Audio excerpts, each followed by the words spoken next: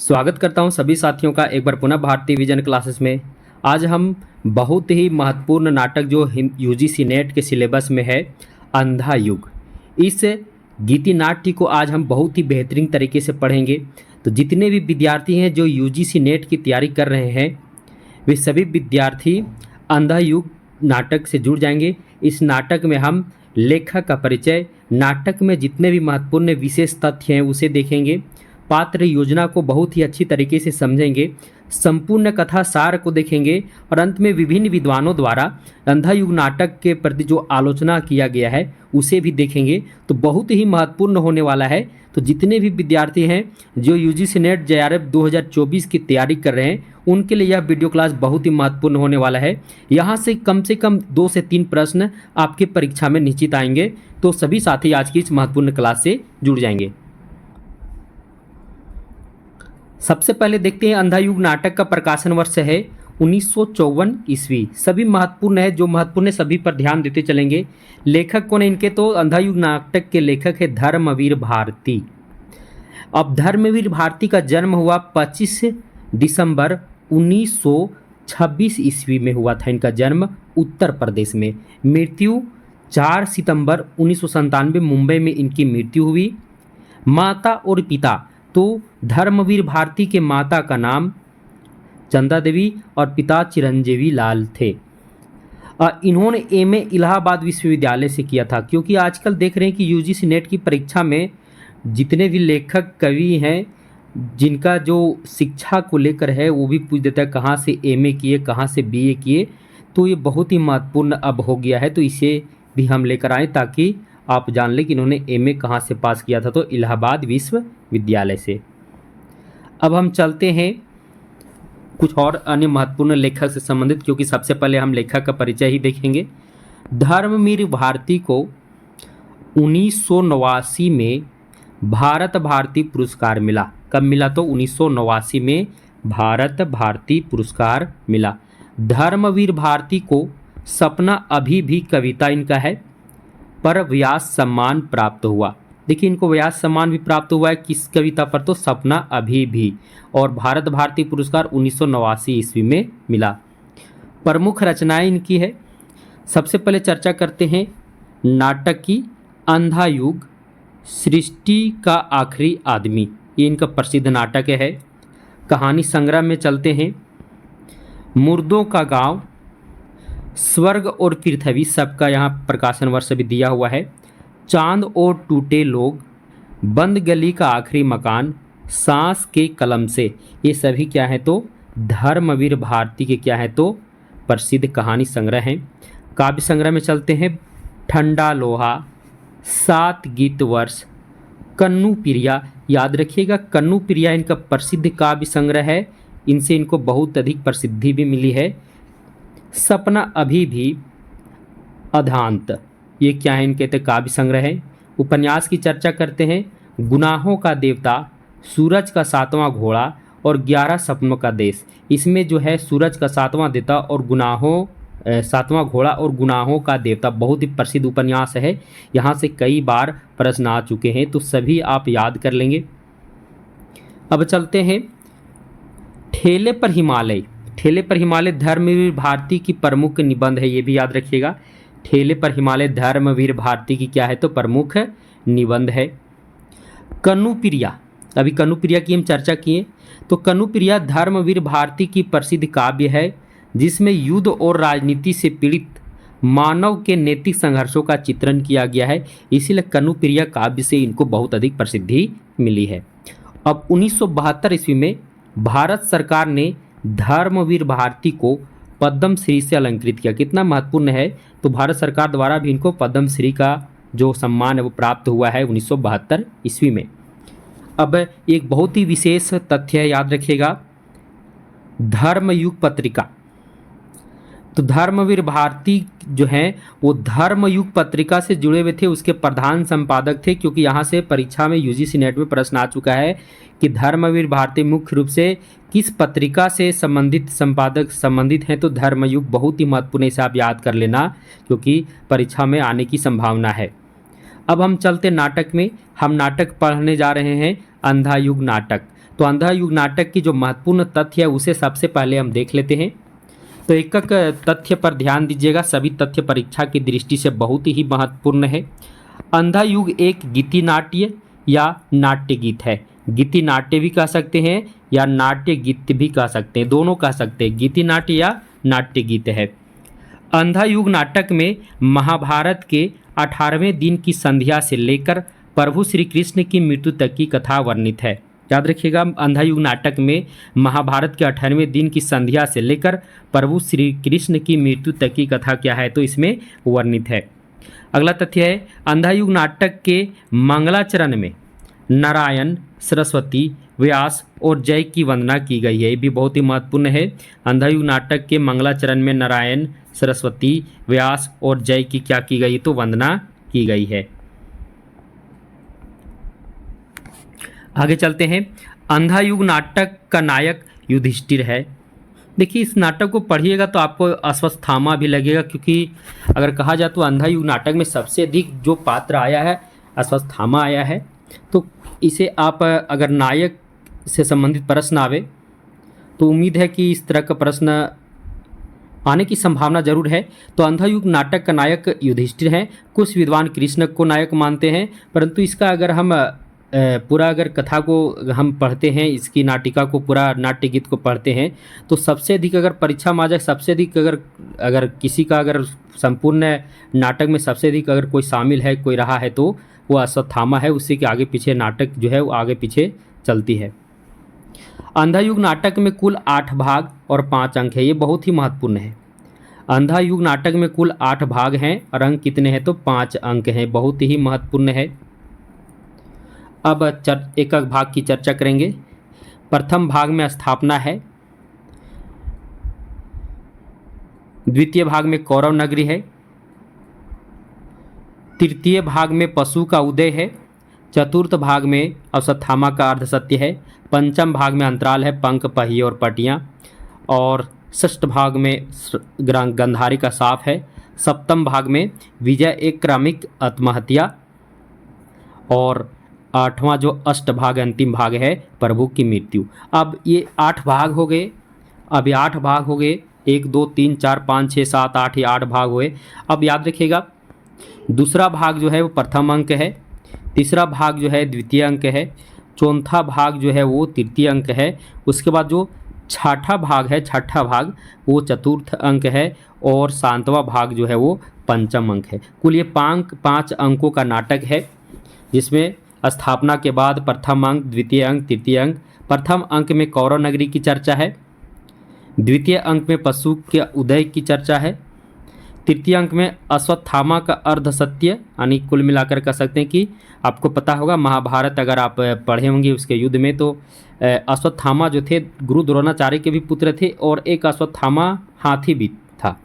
तो गुरु द्रोणाचार्य को युधिष्ठिर द्वारा यह कहा जाता कि सच में अश्वत्थामा मारा गया, तो गुरु द्रोणाचार्य युधिष्ठिर के बात का विश्वास कर लेते, क्योंकि युधिष्ठिर धर्म का पालन करने वाला था, हमेशा सत्य बोलता था। तो युधिष्ठिर की बात पर विश्वास करके क्या होते हैं, तो गुरु द्रोणाचार्य मूर्छित हो जाते हैं, और उसी समय मूर्छित अवस्था में उनका क्या कर दिया जाता है, तो उनकी हत्या कर दी जाती है। तो अश्वत्थामा का अर्धसत्य तृतीय अंक में है। उसके बाद तृतीय अंक में अंतराल आया है, पंख, पहिए और पटियाँ। उसके बाद चतुर्थ अंक है गांधारी का श्राप, यानी गांधारी का जो साप है वो चतुर्थ अंक में है, और पंचम अंक में जो है विजय एक क्रमिक आत्महत्या, और इसी पंचम अंक का जो समापन है वो प्रभु की मृत्यु से है। तो कुल मिलाकर इसमें 8 भाग और 5 अंक हैं। आगे बढ़ते हैं। अंधा युग नाटक की मूल कथानक। अंधा युग नाटक की मूल कथानक ऐतिहासिक और पौराणिक घटनाओं से संबंधित है। बहुत ही महत्वपूर्ण ये भी तथ्य है। अंधा युग नाटक का जो कथा स्थल है, ये भी याद रखिएगा, अंधा युग नाटक का जो कथा स्थल है वह 2 कथा स्थल है।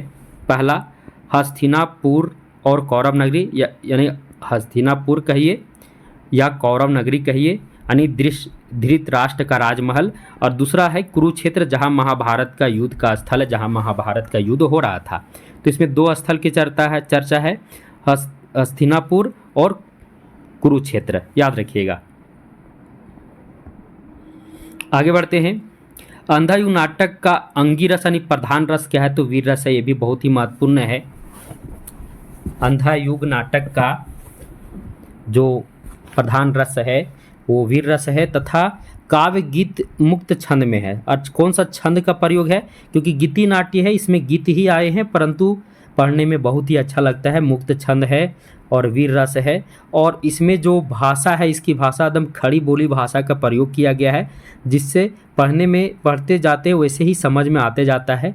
तो अंधा युग नाटक का जो है इसमें वीर रस का प्रयोग है और जिसका जो काव्य गीत है वो मुक्त छंद में है। लेखक के अनुसार आप हमें यहाँ एक प्रश्न है, आप हमें बताइएगा, बहुत ही महत्वपूर्ण है, हो सकता है यूजीसी नेट में अभी प्रश्न पूछ दे।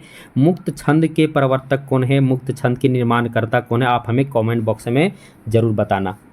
लेखक के अनुसार कौरव नगरी का सिंहासन अंधों से सुशोभित था। याद रखिएगा, लेखक का मानना है कि कौरव नगरी का जो सिंहासन है वो अंधों से सुशोभित था। अगला महत्वपूर्ण तथ्य, अंधा युग नाटक की कथा महाभारत काल से संबंधित है, जिसमें कौरवों और पांडवों के बीच महायुद्ध का वर्णन है। कौरव असत्य की ओर थे जबकि पांडव सत्य की ओर थे। ये भी बहुत ही महत्वपूर्ण है। अगला महत्वपूर्ण तथ्य है, युयुत्सु जो है धृतराष्ट्र का 101वां पुत्र था। ये बहुत ही महत्वपूर्ण है। ऐसे आप लोग अभी तक जानते होंगे कि धृतराष्ट्र के कुल 100 पुत्र थे, कौरवों की संख्या 100 थी, परंतु एक और कौरव था युयुत्सु जो धृतराष्ट्र का क्या था, तो धृतराष्ट्र का 101वां पुत्र था, जो महाभारत युद्ध में, अब देखिए यह महाभारत युद्ध में जो है पांडवों के पक्ष में युद्ध किया था। यानी ये इनका 101वां पुत्र था और महाभारत के जो युद्ध हुई थी उस युद्ध में वो अपने मतलब भाइयों के विरोध में युद्ध किया था, नहीं पांडवों के पक्ष से युद्ध किया था। अगला महत्वपूर्ण तथ्य, अंधा युग नाटक का प्रथम मंचन 1962 ईस्वी में सत्यदेव दुबे द्वारा बम्बई के कांबला हिल स्थित इब्राहिम अलकाजी के खुले टेरस में किया गया था। याद रखिएगा, इसका प्रथम मंचन 1962 ईस्वी में सत्यदेव दुबे द्वारा किया गया था। याद रखिएगा, बहुत ही महत्वपूर्ण है सभी बिंदु। अगला, गांधारी से सांप के कारण कृष्ण की मृत्यु एक साधारण व्याध यानी शिकारी के तीरों से होती है। भी याद रखिएगा, गांधारी जो है वो सांप दे देते हैं श्री कृष्ण को, जिसके कारण उनकी मृत्यु एक साधारण व्याध यानी शिकारी के तीरों से होती है। आगे है, अश्वत्थामा को भगवान शंकर से ब्रह्मास्त्र प्राप्त हुआ था, जिससे वह उत्तरा के गर्भ में पल रहे बच्चे को मार देता है। अश्वत्थामा द्वारा वृद्धयाचक, धृष्टद्युम्न, शिखंडी और पांडव पुत्र मारे जाते हैं। अब देखिए, अश्वत्थामा प्रतिशोध में सबसे पहले जंगल में वृद्धयाचक मिलता है। वही वृद्धयाचक है जो भविष्य करता है, यानी भविष्य बताने वाला। वो भविष्य बताता है कि इस महायुद्ध में कौरवों की युद्ध जीत होगी, और वैसा होता नहीं है। इसीलिए अश्वत्थामा गुस्से में वृद्धयाचक को क्या करता है, मार देता है। उसके बाद पांडवों के शिविर में घुसकर धृष्टद्युम्न, शिखंडी और पांडव पुत्र जितने होते सभी को भी क्या करता है, तो मार देता है। ये सब अश्वत्थामा द्वारा मारे गए हैं। आगे बढ़ते हैं। संजय जो है कह सकते हैं इस नाटक में बहुत ही महत्वपूर्ण है। तो संजय को व्यास के द्वारा, किनके द्वारा, तो भगवान व्यास के द्वारा दिव्य दृष्टि प्रदान किया गया। दिव्य दृष्टि प्रदान किया गया था किसके द्वारा, भगवान व्यास के द्वारा ये दिव्य दृष्टि दिया गया था। और क्यों दिया गया था ये तो आपको पता ही है, क्योंकि यह दिया गया था धृतराष्ट्र को महाभारत में जो युद्ध हो रही थी, महाभारत की जो युद्ध हो रही थी कुरुक्षेत्र में, उसकी जो आंखों देखा हाल एक प्रकार से कह सकते संजय किसे बताता था, तो धृतराष्ट्र को बताता था जो अंधा था, परंतु इसे दिव्य दृष्टि दी गई थी कि यहीं से वो सब कुछ देखकर धृतराष्ट्र को सब कुछ बता रहा था। आगे, वृद्धयाचक नाटक के अंत में श्री कृष्ण के सामने प्रेत के वेश में आता है, और कह सकते वृद्धयाचक के द्वारा ही, वृद्धयाचक को एक और रूप है इसमें, और वो रूप है व्याघ, यानी कह सकते व्याध का रूप है, यानी शिकारी के रूप में आता है, और श्री कृष्ण को क्या करता है, तो अपने तीरों से मारता है। अब अंधा युग नाटक की प्रतीक योजना पर चलते हैं। कृष्ण यानी कृष्णा मानवीय मूल्यों का प्रतीक है। विदुर जो है गांधीवादी विचारधारा का प्रतीक है। युधिष्ठिर राजनीति का प्रतीक है। वृद्धयाचक भविष्यवक्ता का प्रतीक है, और धृतराष्ट्र अंधशक्ति और स्वार्थ का प्रतीक है। ये सभी प्रतीक योजना है। अब हम चलते हैं अंधायुग नाटक का पात्र परिचय की ओर। सबसे पहले हम कृष्ण की पात्र परिचय कर लेते हैं। नाटक का केंद्रीय पात्र है, यहाँ केंद्रीय को ऐसे पढ़ेंगे, टाइपिंग थोड़ा मिस हो गया था। तो नाटक का केंद्रीय पात्र है, मानवता का रक्षा करने वाला इतिहास पुरुष है, कूटनीतिज्ञ में सबसे तेज है, गांधारी द्वारा शापित है, एक साधारण व्याध के द्वारा मृत्यु को प्राप्त की करता है, कृष्ण जी करते हैं, और स्वयं को भगवान ने ईश्वर कहते हैं, यानी स्वयं को कहते हैं मैं ही ईश्वर हूँ। और यहाँ तक कि वो गांधारी को कहते हैं कि इस महायुद्ध में जो 18 दिन के जो महायुद्ध हुआ है, इस महायुद्ध में प्रतिदिन मैं ही मरा हूँ, मैं ही मरा हूँ। ये सब कुछ जब गांधारी साप देती तब वो कहते हैं, यानी कह सकते हैं कि श्री कृष्ण भगवान विष्णु के अवतार हैं वहाँ। अब दूसरा पात्र अश्वत्थामा, गुरु द्रोणाचार्य का एकमात्र पुत्र, कौरवों के पद से लड़ने वाला, कौरवों का अंतिम सेनापति, श्री कृष्ण द्वारा शापित, पांडवों के वंश का नाश करने का प्रतिज्ञा भी लेता है। और तो और इसमें कुछ है, एक दो पॉइंट छूट गए वो भी बता दे रहे हैं। अश्वत्थामा के जो सिर है उसमें क्या होता है, तो अश्वत्थामा के सिर में मणि है, उस मणि के कारण उसे कोई भी रोग नहीं होता है। और उस मणि को अंत में क्या किया जाता है, तो उस मणि को श्री कृष्ण के कहने पर निकाल दिया जाता है उसके सिर से, और श्री कृष्ण उसे शाप देते हैं कि तुम हमेशा रोग से ग्रस्त रहोगे, तुम्हारे शरीर से पीप निकलते रहेंगे, मतलब इस प्रकार का एक प्रकार से शाप दे देते हैं। और इसमें महत्वपूर्ण है वृद्धयाचक, धृष्टद्युम्न, शिखंडी, और इसके अलावा जो पांडव के पुत्र सब किसके द्वारा मारे जाते हैं, तो सभी अश्वत्थामा द्वारा मारे जाते हैं।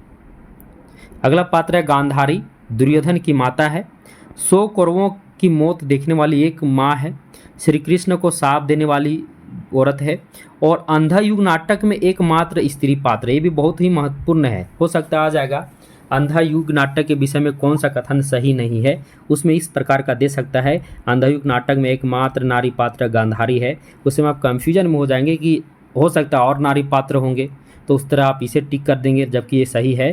तो अंधायुग नाटक में एकमात्र नारी पात्र आई है तो गांधारी, ये भी याद रखिएगा। आगे अगला पात्र धृतराष्ट्र। धृतराष्ट्र जो है एक अयोग्य शासक है, कहाँ का, तो कौरव नगर का, पुत्र मोह में गलत निर्णय लेने वाला, जन्म से अंधा है, संजय द्वारा महाभारत की वृत्तांत सुनने वाला, यानी संजय इसे महाभारत का सारा वृत्तांत सुनाता है। और दुर्योधन के पिता, ये भी याद रखिएगा, 100 कौरवों के पिता है, और मुख्य रूप से याद रखिए दुर्योधन के पिता कौन है, तो धृतराष्ट्र हैं।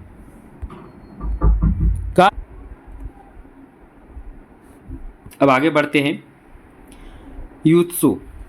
अब ये कौन है, तो युत्सु जो है कौरवों का 101वां भाई है, पांडवों के पद से भाइयों के विरुद्ध युद्ध करने वाला पात्र है, माता गांधारी से उपेक्षा का पात्र बनता है। अब पुत्र, सोचो कि भाइयों के विरुद्ध युद्ध करता है, भाइयों के विरुद्ध युद्ध करते हुए भाइयों को मारता भी है। अब ऐसा पुत्र को माता किस प्रकार देखेगी आप भी समझ सकते हैं। संजय, संजय कौन है, तो व्यास द्वारा दिव्य दृष्टि प्राप्त इसे होता है। धृतराष्ट्र को 18 दिनों तक महाभारत का आंखों देखा वृत्तांत सुनाने वाला पात्र संजय है। और संजय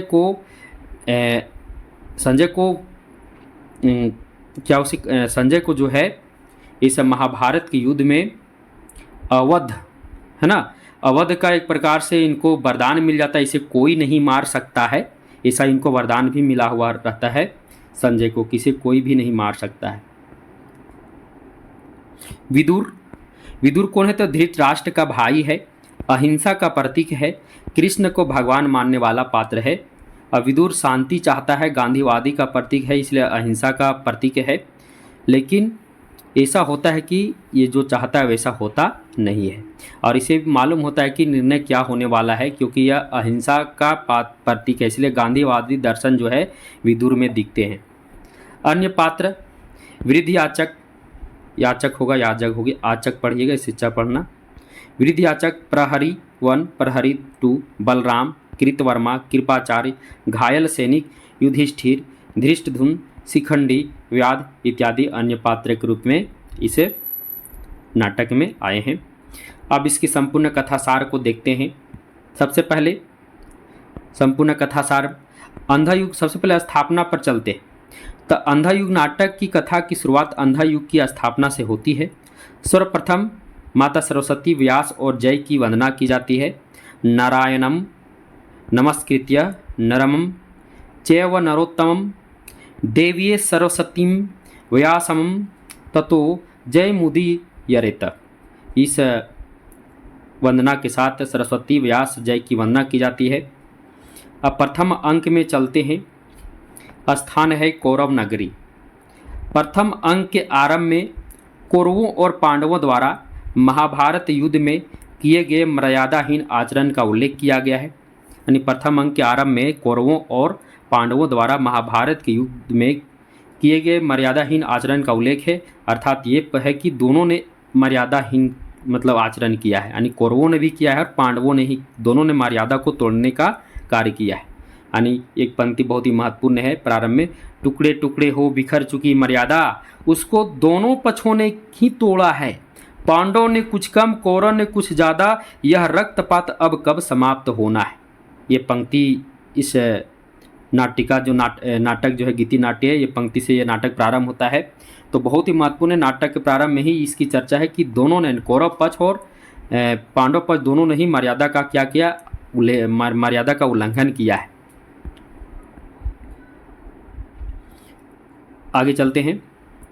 अब देखिए इसमें क्या होता है, कौरवों के सुने महल में दो प्रहरी आपस में महाभारत युद्ध को लेकर वार्तालाप कर रहे हैं। प्रथम अंक की चर्चा कर रहे हैं।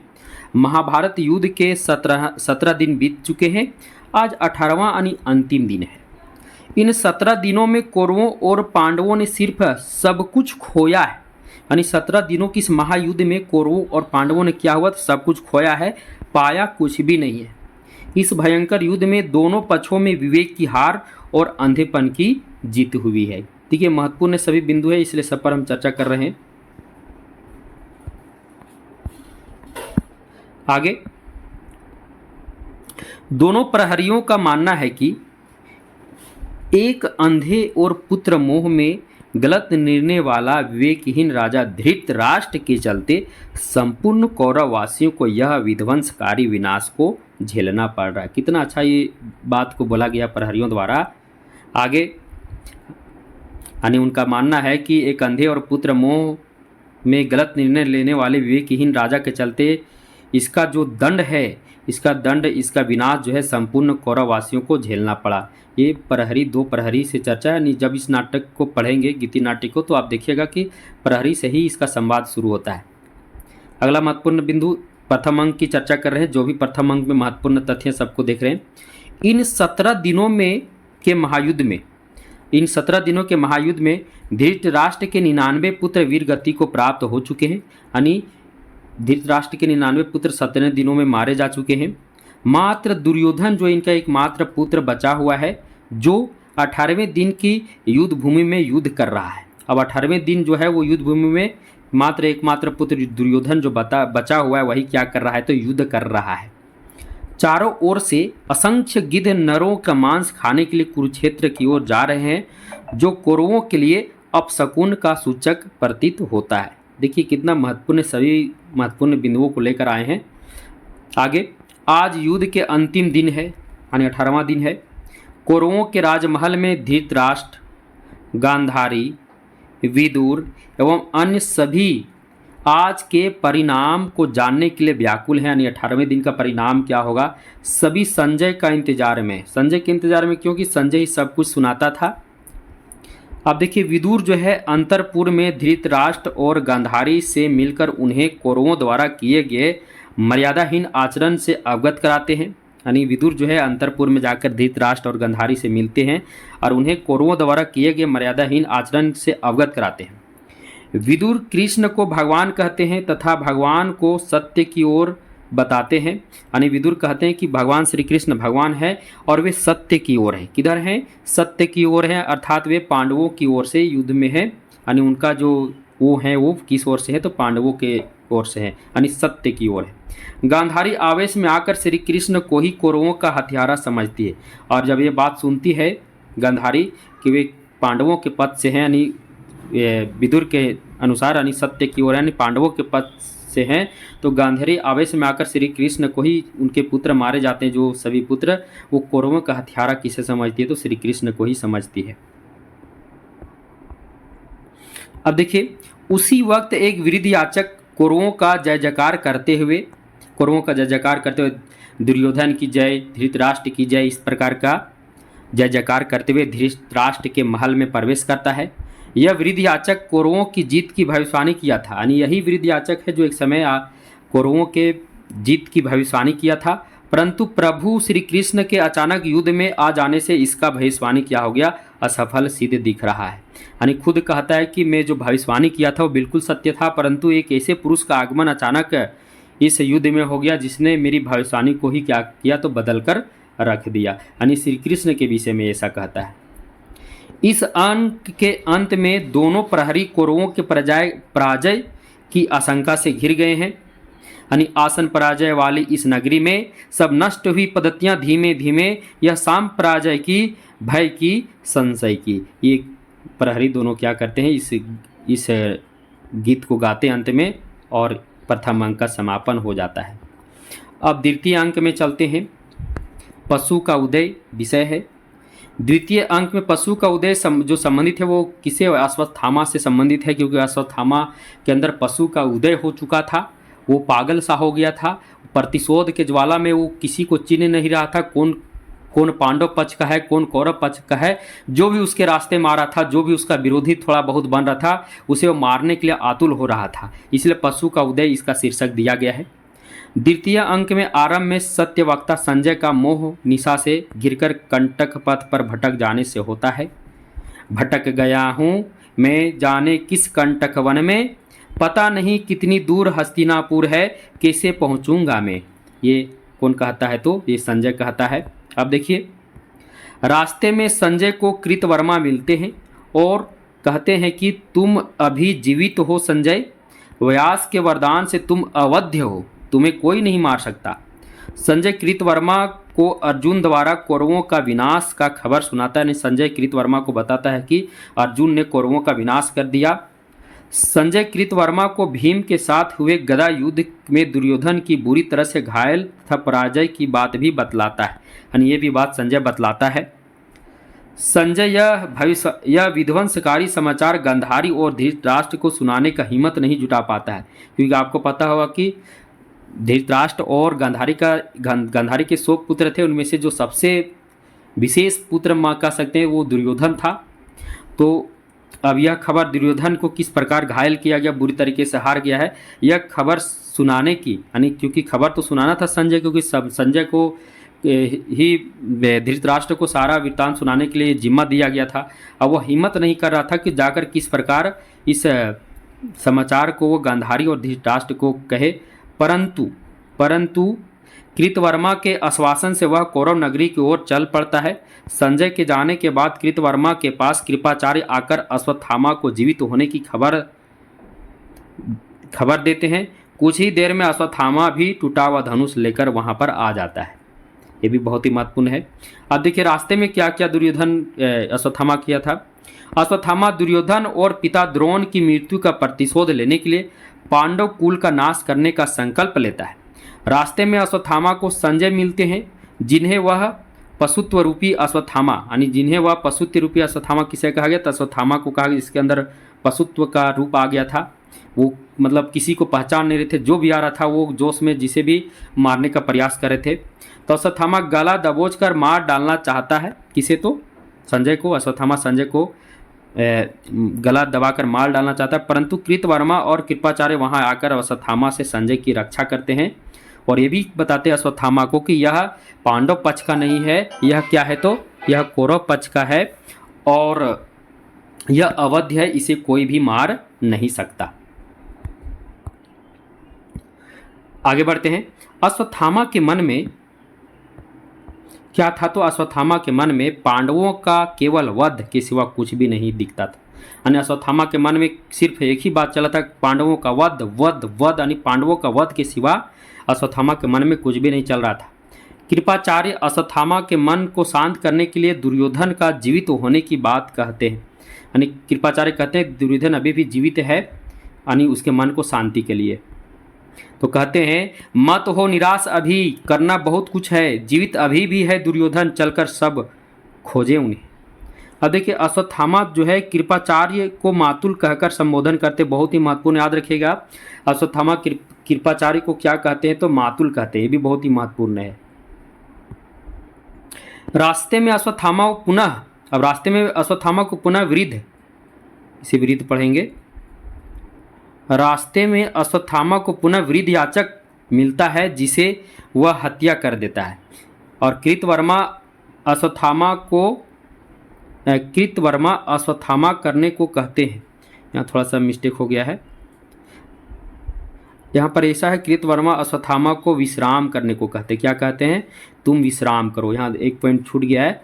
कृतवर्मा जो है अश्वत्थामा क्योंकि पशु का वेश धारण कर लिए थे, जिसे चाह रहे थे उसे मार दे रहे थे, किसी का गला दबोच दे रहे थे, तो कृतवर्मा उन्हें कहते हैं कि आप इस समय कुछ विश्राम करें, थोड़ा सा आपको शांति मिलेगी। तो रास्ते में देखो उसी पशुत्व के रास्ते में वो वृद्ध याचक मिल जाता है। वही वृद्ध याचक, यहाँ वृद्ध को पढ़िएगा, वृद्ध पढ़िएगा, है ना, वही वृद्ध याचक जो कौरवों के भविष्यवाणी किया था कि कौरवों की जीत होगी। तो अश्वत्थामा को गुस्सा आ जाता है, यही वृद्ध याचक जिसने हमारी भविष्यवाणी की थी कि कौरवों की जीत होगी, परंतु ऐसा होता नहीं। इसलिए वृद्ध याचक को क्या करता है तो अश्वत्थामा मार देता है। अब तृतीय अंक में चलते हैं, अश्वत्थामा का अर्धसत्य। संजय का रथ कौरव नगरी के द्वार पर रात्रि में पहुंचता है। अब संजय कौरव नगरी चले गए हैं, यानी हस्तिनापुर चले गए रात्रि में। परास्त कौरव सेना वापसी के इंतजार में वहां के लोगों में वार्तालाप हो रही है। अब परास्त कौरव सेना के वापसी में जितने भी हस्तिनापुर यानी कौरव नगरी के वासी हैं, सभी क्या करें आपस में चर्चा करें कि कब वो लोग वापस लौटेंगे। इस प्रकार के संजय द्वारा युद्ध का सारा वृत्तांत सुनते सुनते रात्रि से प्रभात हो गया। दोपहर तक देखिए अब संजय जब युद्ध का सारा वृत्तांत सुनाने लगा तो रात्रि से लेकर सुबह हो गया। दोपहर तक परास्त कौरव सेना रथों पर लदकर युद्ध क्षेत्र से लौट रहे थे। अब दोपहर तक होते होते क्या सभी सेना वापस युद्ध क्षेत्र से लौटने लगे, यानी कौरव नगरी लौटने लगे।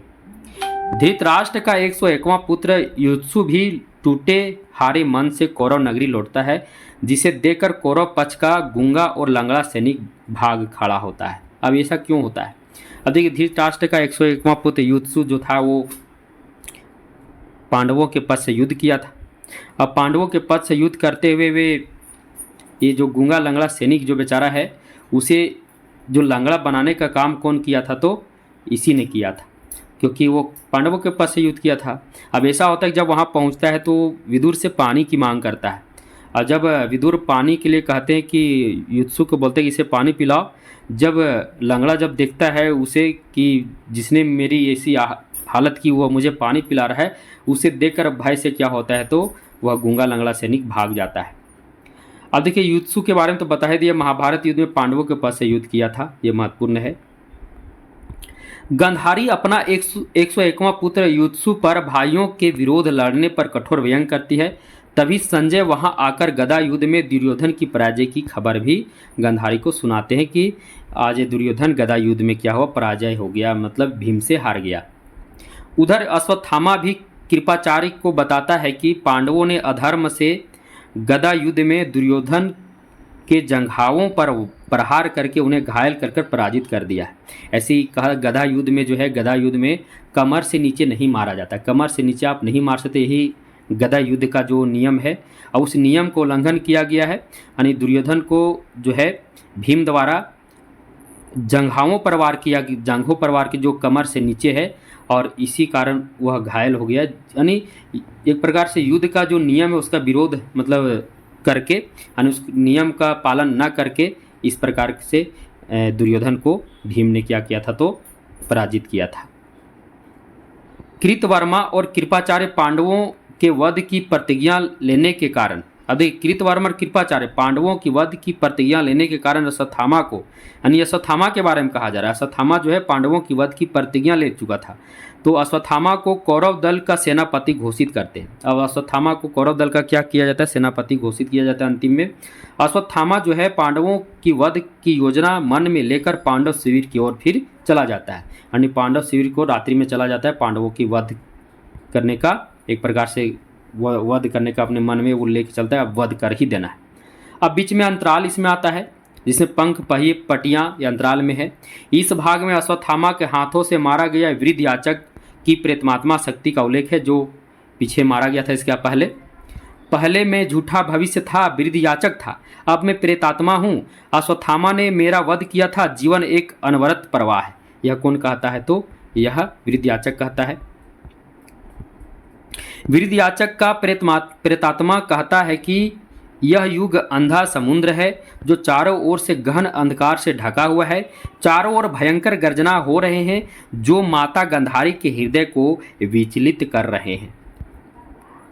और इसमें चर्चा है, अब युत्सु संजय विदुर प्रेतात्मा के सम्मुख अपनी पीड़ा व्यक्त करते हैं। इसी अंक में युत्सु संजय विदुर प्रेतात्मा के सम्मुख अपनी पीड़ा का भी अपनी पीड़ा व्यक्त करते हैं।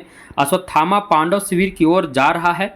अब अश्वत्थामा किधर जा रहा है? क्योंकि इसके पहले आपको चर्चा है अश्वत्थामा किस ओर जा रहा था, तो पांडव शिविर की ओर। तो पांडव शिविर को जा रहा है, जिसे रोकने के लिए स्वयं विशालकाय दैत्य पुरुष के रूप में भगवान काली चट्टानों की तरह डटे हैं। और उनको रोकने के लिए भगवान यानी शंकर की ही चर्चा है, आगे हम चर्चा करेंगे।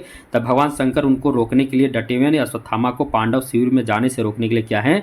तो काली चट्टानों की तरह विशालकाय, काली चट्टानों, दैत्य मतलब राक्षस कह सकते, एकदम राक्षस पुरुष की तरह वो क्या है? तो डटे हुए। विराटकाय दैत्य पुरुष अंधकार में अश्वत्थामा के सम्मुख काली चट्टानों सा पड़ा हुआ। ये इसमें अंतिम में आया है ये काव्य गीत। अब चतुर्थ अंक में चलते हैं। चतुर्थ अंक जो है गंधारी का साप से संबंधित है। चतुर्थ अंक के आरंभ में विशालकाय दैत्य पुरुष भगवान शंकर थे, हम आपको ऊपर भी बता दिए, जो अश्वत्थामा को रोकने के लिए पांडव द्वार पर डटे हुए थे। अब अश्वत्थामा का भगवान शंकर से जितना संभव नहीं था, अतः वह शंकर की स्तुति गान करके उनको खुश करके उनसे क्या करता है? वरदान प्राप्त कर लेता है। अब देखिए क्या होता है, यानी अश्वत्थामा को रोकने के लिए शंकर वहाँ पर डटे हुए थे, परंतु अश्वत्थामा को पता है कि मैं भगवान शंकर से युद्ध करूंगा तो जीतूंगा नहीं। तो क्या करता है? भगवान शंकर की ही क्या करता है? स्तुति गान करने लगता है, जिससे भगवान शंकर उन अश्वत्थामा पर खुश हो जाते हैं और उसे वरदान में ब्रह्मास्त्र दे देते हैं। अश्वत्थामा पांडव शिविर में पहुंचकर अपने पिता के हत्यारे धृष्टद्युम्न को दर्दनाक मौत देता है। उसके सभी पांडव पुत्रों और भीष्म के हत्यारे शिखंडी, यानी भीष्म की मृत्यु एक बार शिखंडी, यहाँ देखिए शिखंडी, भीष्म के हथियार यहाँ शिखंडी को बताया गया है। तो शिखंडी को, पांडव पुत्रों को, धृष्टद्युम्न को, इस सभी को क्या करते हैं? तो अश्वत्थामा पांडव शिविर में सबको क्या करता है? तो मौत की घाट उतार देता है, अर्थात मार देता है। संजय से दुर्योधन की मृत्यु होगा। संजय से दुर्योधन की मृत्यु का खबर सुनकर गंधारी चीख कर मूर्छित हो जाती है। जब संजय गंधारी को बताता है कि दुर्योधन की मृत्यु हो चुकी है, अब यह खबर सुनकर गंधारी क्या होती है? अचानक चीखती है और बेचारी मूर्छित हो जाती है। अश्वत्थामा गंधारी को यह वचन देता है कि जिस प्रकार कृष्ण ने तुम्हें पुत्रहीन कर दिया है, वैसे ही मैं भी उत्तरा को पुत्रहीन कर दूंगा, यानी उत्तरा के गर्भ को क्या करूंगा? तो मार दूंगा। यानी किसका चित्कार है यह? माता गंधारी। मैं कहता हूँ धैर्य धरो, जैसे तुम्हारी कोख कर दी पुत्रहीन श्री कृष्ण ने, वैसे ही मैं भी उत्तरा को कर दूंगा पुत्रहीन। यह प्रतिज्ञा कौन लेता है? तो अश्वत्थामा लेता है। अब उत्तरा कौन है? याद रखिएगा, अर्जुन पुत्र अभिमन्यु की पत्नी है, वीर अभिमन्यु की पत्नी है और पांडवों की पुत्र वधु है। अब कह सकते हैं कि पांडवों का जो वंश है वो अभिमन्यु का पुत्र होने वाला है। अब उसे क्या करता है? तो उत्तरा के गर्भ में जो पुत्र पल रहा है उसे क्या करता है?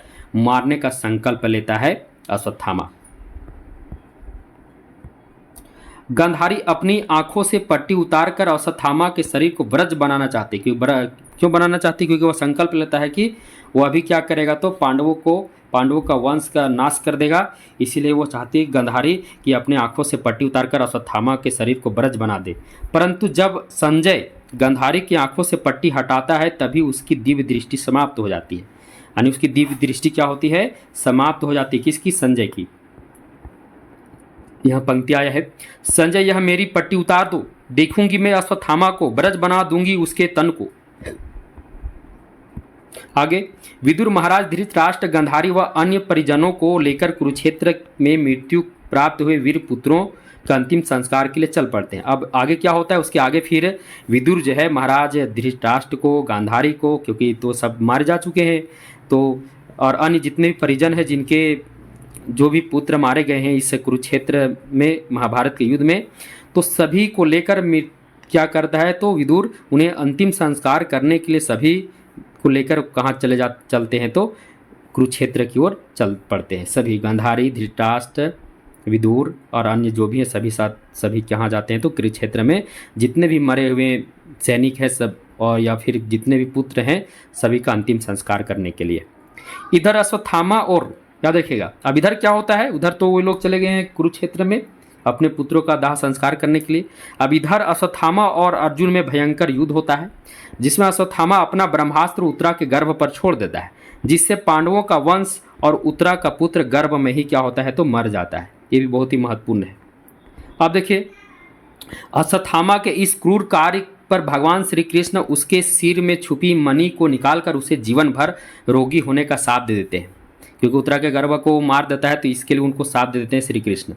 अब कुरुक्षेत्र में गांधारी जब अपना पुत्र दुर्योधन के समीप अश्वत्थामा के कोढ़ से ग्रस्त देखती है, अब वहाँ जब कुरुक्षेत्र जाती है तो वहाँ देखती है कि अश्वत्थामा जो है वो क्या है, तो रोग से ग्रस्त है, और किसके, तो दुर्योधन के समीप है, दुर्योधन के जो लाश है उसके समीप है, तो वह विक्षुब्ध होकर श्री कृष्ण को शाप दे देती है। अब वहाँ वो बहुत ही एक प्रकार से कह सकते हैं विक्षुब्ध हो जाती है, और उसके कारण वो क्या करती है, शाप दे देती है। और शाप है, तुम यदि चाहते तो रुक सकता था युद्ध, यह इंगित पर तुम्हारे ही भीम ने अधर्म किया, क्यों नहीं तुमने शाप दिया भीम को, तुमने दिया निरपराध अश्वत्थामा को। क्योंकि शाप श्री कृष्ण किसे दे दिए थे, अश्वत्थामा को, जबकि गांधारी का कहना था कि भीम ने अधर्म से युद्ध किया था और मेरे पुत्र को मारा अधर्म से, यानी दुर्योधन को अधर्म से मारा, क्योंकि गदा युद्ध में कमर से नीचे नहीं मारा जाता है। और आपको पता होगा इसके पीछे भी रहस्य है, इसके पीछे रहस्य है, कमर से नीचे वो भी जंघा में ही सिर मारा गया था, क्योंकि गांधारी जो है अपने पट्टी खोलकर दुर्योधन को ब्रज का शरीर बना देती, परंतु दुर्योधन जो है बीच में क्या करता है, कमर के नीचे और मतलब जो उसका जंघा है और घुटने के ऊपर की भाग को क्या किया था, तो उसे वो ढक कर गया था, जिस कारण वहाँ का जो शरीर है ब्रज का नहीं बन पाया था। यही कारण कि वो उस पर जब भीम वार करता है तो दुर्योधन क्या होता है, मारा जाता है।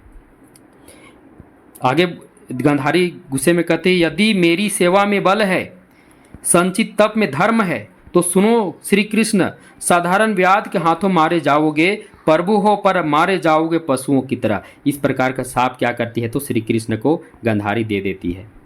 माता गांधारी का शाप स्वीकार कर श्री कृष्ण कहते हैं कि इन 18 दिनों में भीषण संग्राम में कोई नहीं, केवल मैं ही मरा हूँ करोड़ों बार। ये श्री कृष्ण कहते हैं। बाद में गांधारी को इस सांप को वो वापस लेना चाहती है, परंतु सांप वापस जिस प्रकार कहा जा सकता है कि जब जिस प्रकार धनुष से तीर छूट जाता है वापस नहीं आता, उसी प्रकार सांप देने के बाद भी सांप वापस नहीं लिया जाता। अब ऐसा होता है कि अब यहाँ देखिए पंक्ति आया है, स्वीकार किया यह सांप श्री कृष्ण ने जिस क्षण से, उस क्षण से ज्योति सितारों की पड़ गई मंद। यानी जब से ये स्वीकार किया, जितने भी सितारे थे चमक रहे थे, सब में मंद पड़ गया। तो कुल मिलाकर गांधारी श्राप दे देती है, यानी शाप दे देती है। पंचम अंक में चलते हैं, अंतिम अंक है विजय एक क्रमिक आत्महत्या। महाभारत युद्ध में पांडवों के विजय के उपरांत युधिष्ठिर जो है हस्तिनापुर यानी कौरव नगर का राज सिंहासन तो मिल गया है उसे, परंतु उसे क्या हुआ, उसे शांति नसीब नहीं हुई। युधिष्ठिर ऐसे भयानक युद्ध को अर्धसत्य, रक्तपात, हिंसा से जीतकर बिल्कुल हारा हुआ महसूस करता है, यानी ऐसा भी महसूस करता है। अगर आप रामधारी सिंह दिनकर की कुरुक्षेत्र पढ़े होंगे तो उसमें ये सब इसका वर्णन भी बहुत ही अच्छी तरीके से कुरुक्षेत्र में किया गया है। अब उधर जो है युत्सु ने अपने बंधुजनों के विरुद्ध युद्ध कर माता सहित सभी कौरव जनों की घृणा पाता है। देखिए उधर ऐसा है कि युत्सु तो अपने बंधुजनों के विरुद्ध युद्ध किया था, इसलिए उसके माता सहित जो भी कौरव के लोग हैं सभी उनसे घृणा करते हैं। और यह वह जब यह असहनीय हो जाता है तो युत्सु क्या करता है, आत्महत्या कर लेता है। उससे रहा नहीं जाता है, क्योंकि अपने भाइयों के विरुद्ध युद्ध किया था। जब वो अपने माता के पास आया तो सब जगह उसे घृणा ही घृणा मिला, यानी इसी कारण वह नहीं झेल पाया, अंत में क्या किया, तो आत्महत्या कर लिया। तो युत्सु किस अंक में आत्महत्या करता है, तो 5वें अंक में करता है, याद रखिएगा। उधर वन में, अब देखिए अब उधर वन में धृतराष्ट्र, गांधारी और कुंती निवास स्थान बनाया था, यानी वो लोग वन की ओर चले जाते हैं। परंतु वन में अचानक आग लग जाने से सभी जलकर क्या होते हैं तो भस्म हो जाते हैं। अब इसके पीछे भी कारण है, क्योंकि गांधारी जो थी वो श्री कृष्ण को श्राप दी थी कि तुम्हारा वंश तक सभी क्या हो जाएंगे, सब विनाश हो जाएगा। और गांधारी जो थी वो भी श्री कृष्ण के एक प्रकार से कह सकते हैं वंशज में आ रही थी, क्योंकि श्री कृष्ण गांधारी को माता कहते थे। यही कारण है कि सभी क्या होते हैं तो उस वन में आग लग जाने के कारण सभी जलकर भस्म हो जाते हैं। अब अंत में दोनों प्रहरी इन अपशकुनों को देखते हुए आपस में कहते हैं, क्या कहते हैं, इन सबसे हम काफ़ी अच्छे हैं, क्योंकि हमने कोई दर्द या कोई शोक नहीं झेला। हम जैसे पहले थे वैसे आज भी हैं। इसलिए कहते हैं हमने नहीं झेला शोक, जाना नहीं कोई दर्द, जैसे हम पहले थे वैसे अब भी हैं। अब समापन जो है इस कथा की, जो गीति नाट्य का समापन प्रभु की मृत्यु से होता है।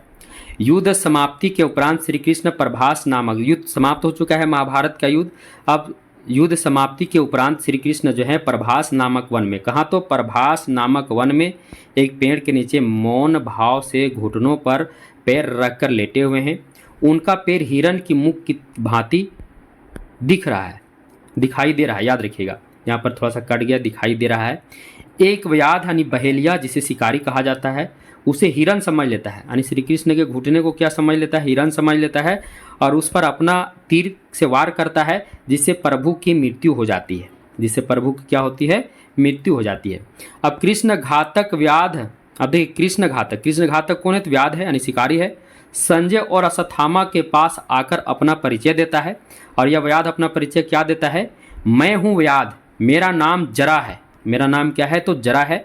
पहले मैं, यहाँ पर डबल हो जाएगा, पहले मैं भविष्यवक्ता विरुद्ध याचक था, यानी पहले मैं क्या था, भविष्यवक्ता विरुद्ध याचक था, जिसे अश्वत्थामा ने मार दिया था।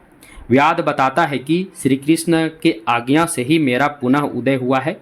श्री कृष्ण ने कहा है कि इस अंधे युग में मेरा एक अंश, यहाँ थोड़ा सा हम जिस समय लिख रहे थे उस समय सक्रिय लिखा गया था, या निष्क्रिय होगा, इसलिए इसको हम काट दिए थे।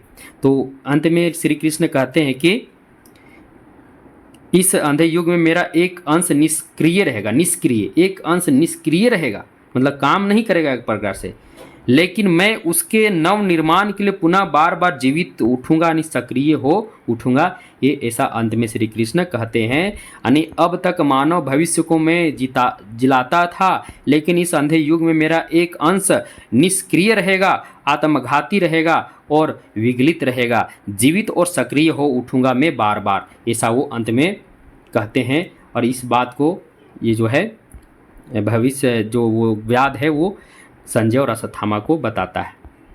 तो इस प्रकार से नाटक समाप्त हो गया है। अब नाटक में जो महत्वपूर्ण बिंदु है, जहाँ से अधिकतर प्रश्न परीक्षा में आकर आपको फंसा देंगे, तो देखिए सबसे पहले अंकों वाला देख लेते। प्रथम अंक में कौरव नगरी, द्वितीय अंक में पशु का उदय, तृतीय अंक में अश्वत्थामा का अर्धसत्य, चतुर्थ अंक में गांधारी का श्राप, और पंचम अंक में विजय, एक कार्मिक आत्महत्या यानी प्रभु की मृत्यु। यह क्या है कि एक कर्मानुसार भी पूछ देता है, इसे कर्मानुसार सजाएं, तो इसे आप याद कर लेना। कर्मानुसार पूछता है कौन सा क्रम सही है, तो उस क्रम के आधार पर आपको सजाने होंगे, तो इसे आप याद कर लेना, क्योंकि इस तरह का प्रश्न अंधायुग नाटक से कई बार पूछ चुका है। अब भागों का भी देख लेते हैं। तो प्रथम भाग में स्थापना, दूसरा में कौरव नगरी, तीसरा में पशु का उदय, चौथा भाग में अश्वत्थामा का अर्धसत्य, पंचमा में अंतराल, छठा में पंख पहिए, छठा में गांधारी का शाप, सातवां में विजय, एक कार्मिक आत्महत्या, और 8वां में समापन है प्रभु की मृत्यु। हम आपको प्रारंभ ही बताए थे, यह नाटक जो है गीति नाट्य जो है 8 भागों में है, और अंकों की संख्या कितनी है, तो 5 है। अन्य महत्वपूर्ण तथ्य उसे भी हम देख लेते हैं। कुछ अन्य महत्वपूर्ण तथ्य, गांधारी ने दुर्योधन को कही थी, जिधर धर्म होगा जय उधर होगी। ये प्रश्न आ सकता है, जिधर धर्म होगा जय उधर होगी, यह कथन किसका है, तो गांधारी का है। गांधारी श्री कृष्ण को शाप चतुर्थ अंक में देती है, यानी गांधारी द्वारा श्री कृष्ण को जो शाप मिलता है वो चतुर्थ अंक में मिलता है, याद रखिएगा। युत्सु गांधारी का 101वां पुत्र था। क्यों पुत्र था? 101वां पुत्र। बलराम ने श्री कृष्ण को कुट बुद्धि और मर्यादाहीन कहा था। संजय को व्यास द्वारा दिव्य दृष्टि प्रदान किया गया, ये भी महत्वपूर्ण है, किसके द्वारा, तो व्यास द्वारा। धृतराष्ट्र को महाभारत की सारी घटनाएं कौन बताता है? संजय सुनाता है। पंचम अंक के अंतिम भाग में वृद्ध याचक युत्सु प्रेत रूप में आते हैं, ये भी बहुत ही महत्वपूर्ण है। और कह सकते हैं कि अंतिम अध्याय में ही, अंतिम भाग में श्री कृष्ण की मृत्यु से यानी कह सकते हैं इस नाटक जो है गीति नाट्य की जो प्रारंभ है स्थापना से और समापन जो है प्रभु की मृत्यु से इस नाटक का होता है। अब अंधा युग नाटक के संबंधित जितने भी विद्वानों हैं उनके भी मत को हम देख लेते हैं। सबसे पहले बच्चन सिंह क्या कहते हैं अंधा युग नाटक के विषय में। अंधा युग हिंदी का एकांकी गीति नाट्य ना होकर पहला पूर्ण गीति नाट्य है। ये कौन कहते हैं? तो बच्चन सिंह कहते हैं। अंधा युग हिंदी व गीति नाट्य साहित्य की एक विशिष्ट कृति है। ये किनके द्वारा कहा गया है? तो श्री कृष्ण सिंहल के द्वारा कहा गया है। डॉक्टर प्रेमपति क्या कहते हैं? अंधा युग हिंदी और भारतीय नाट्य परंपरा की कड़ी नहीं है। ये डॉक्टर प्रेमपति कहते हैं। और डॉक्टर हरीशचंद्र वर्मा क्या कहते हैं? अंधा युग पूर्णतः अभिनय और श्रेष्ठ रंगमंचीय काव्य नाटक है। इस प्रकार से यह नाटक जो हम पढ़ा रहे थे बहुत समाप्त हुआ। मुझे उम्मीद है कि यहाँ से निश्चित है कि आप अगर आप यूजीसी नेट 2024 की तैयारी कर रहे हैं, एक बार तो इसकी परीक्षा लीक होने के कारण परीक्षा को रद्द कर दिया गया है, परंतु याद रखें बहुत जल्द पुनः इसकी परीक्षा ली जाएगी। तो जितने भी विद्यार्थी हैं अंधा युग नाटक को नहीं पढ़े उसे बहुत ही बेहतरीन तरीके से मैं पढ़ाया हूं, और जो पढ़ लिए वो इस वीडियो को लाइक करें, शेयर करें। जितने भी आपके साथी हैं जो हिंदी विषय की तैयारी करें, यूजीसी नेट की तैयारी करें, उनके पास इस वीडियो का लिंक भेजें। और साथ ही साथ जो नए विद्यार्थी जो अभी तक भारतीय विजन क्लासेस को सब्सक्राइब नहीं किए हैं तो उसे सब्सक्राइब कर दें, बेल आइकन को भी क्लिक कर दें। और जिन विद्यार्थियों को हिंदी साहित्य का इतिहास चाहिए यूजीसी नेट की तैयारी के लिए, तो उसका हस्तलिखित नोट्स हमारे पास उपलब्ध है, आप हमसे परचेस कर सकते हैं। इसके लिए आपको भारतीय विजन क्लासेस का जो टेलीग्राम ग्रुप है उसमें आपको ज्वाइन करना होगा, या फिर मेरा नंबर है उसमें आप कॉन्टेक्ट कर सकते हैं। अब ये आप दोनों आपको किस प्रकार मिलेंगे, इस वीडियो के डिस्क्रिप्शन बॉक्स में जाइए, जहां पर आपको मेरा जो है यानी भारतीय विजन क्लासेस का टेलीग्राम ग्रुप का ऑफिशियल लिंक है, उससे जुड़े, जहां को परीक्षा संबंधित जानकारी दी जाएगी। और वहां से मेरा नंबर भी है, नंबर से आप हमसे डायरेक्ट कांटेक्ट कर सकते हैं पीडीएफ नोट्स के लिए, और भी कोई मदद की आवश्यकता हो उसके लिए भी आप हमसे कांटेक्ट कर सकते हैं। तब तक के लिए सभी को धन्यवाद।